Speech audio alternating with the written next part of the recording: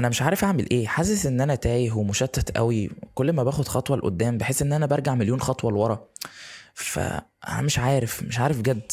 يعني لو الكلام ده هو اللي بيجي في دماغك دلوقتي فالفيديو ده ليك، يعني اتمنى انك تكمله للاخر، ان شاء الله هتستفيد جدا. في فرق كبير جدا بين انك تايه وبين انك مش شايف الطريق. اصل انك تايه دي فبالتالي ان انت ما انتش عارف انت عاوز ايه اصلا، لكن انت مش شايف الطريق فبالتالي انت عارف انت عاوز ايه، بس حرفيا انت ما انتش عارف توصل للي انت عاوزه ازاي. وده اللي بيحصل مع ناس كتير قوي. بتصحى الصبح وبيبقى عندك طاقة جامدة قوي وبتقول النهارده هيبقى مختلف، وفعلا بتاخد خطوة. طب وبعدين يجي يوم تاني تلاقي نفسك زي ما كنت او ممكن اوحش كمان، وساعتها بتحكم على نفسك انا فاشل، انا مش قادر، انا مش زي الناس. بس خليني اقول لك حاجة مهمة قوي. احنا من صغرنا اتعلمنا ان النجاح بيبقى خط مستقيم لفوق كده، منحنى ماشي لفوق، ان انا خلاص ان انا ما دام انا هنجح اهو فبالتالي ماشي كده، وان كل يوم لازم يكون احسن من اللي قبله، وان كل اسبوع لازم يكون في خطوة جديدة. بس الحقيقة ان التقدم مش بيبان كده خالص والله. التقدم الحقيقي ده بيكون منحنى متعرج شوية، بمعنى اصح ان انت بتكون طالع كده فجأة تقع، تحس انك رجعت لنقطة الصفر، فجأة تعلى اكتر من الاول، فجأة ترجع لنقطة الصفر تاني، فجأة تحس انك زدت اكتر. هو ده المنحنى الطبيعي لانسان يعني بينجح او بيحاول ان هو يكون انسان ناجح عموما. بس انت جواك بتحس انك مش شايف الارتفاع او مش حاسس بالتقدم ده اصلا. النبي صلى الله عليه وسلم قال ان هذا الدين يسر، ما قالش سهل ولكن قال يسر، يعني فيه سعة. وفي نفس الوقت احنا بنعامل نفسنا معاملة وحشة قوي كل ما الواحد ياخد خطوة لورا، بحس ان الواحد قاسي على نفسه قوي. وفي سبب واحد بيعمل ده في معظم الاوقات، ان احنا بنحاول نغير حاجات كتير قوي في نفس الوقت. يعني بتقول مثلا انا هنظم وقتي واصحى الصبح بدري واروح الجيم واقفل سوشيال ميديا واقرا كتاب في الشهر، وده مش تطور اصلا ولكن ده تحميل زياده على جهاز اصلا لسه مش جاهز لده. يعني مثلا الكمبيوتر بتاعي ده انا لما بفتح عليه برامج كتير، او التليفون بتاعي لما بفتح عليه برامج كتير، التليفون او الكمبيوتر بيهنج مني. واحنا بالظبط احنا جهاز كمبيوتر، فبالتالي انت لازم تهنج، لازم تقع، لازم السيستم يقع منك. طب الحل ايه يا عم يوسف؟ الحل ايه؟ عرفني بس. هقول لك الحل ايه، بس خليك معايا. انت مش محتاج خطه كبيره ومش محتاج روتين اقعد اكتبه في نوت. انت محتاج حاجه واحده بس. حط حاجه قدامك. ايه الحاجه الواحده اللي انا لو عملتها في يومي ده هيتغير، يومي هيتحسن على المدى الطويل؟ وطبعا انا بقول لك حاجه واحده مش حاجتين ولا ثلاثه. يعني ما تروحش مثلا دلوقتي تمسك ورق او قلم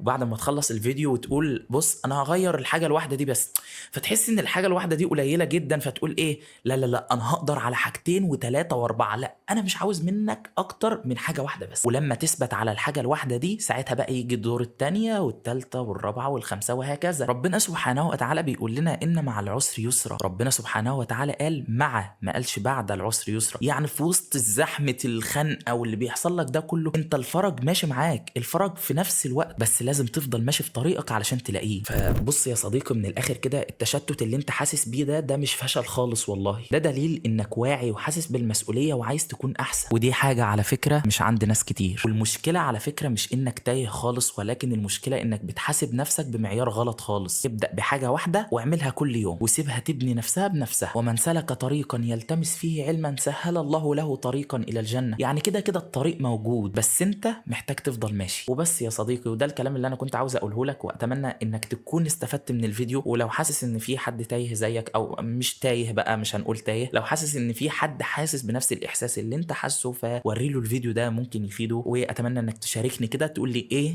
ان شاء الله اول حاجه هتعملها، وهتعملها كل يوم. وبعد فتره ابقى تعالى وعرفني برضو يعني حاسس بتطور ولا مش هتحس بتطور. وكده كده هتحس بتطور يعني ان شاء الله. يعني بعد الفيديو ده انت كده كده هتحس بتطور. لا عيب عليك. فيلا سلام.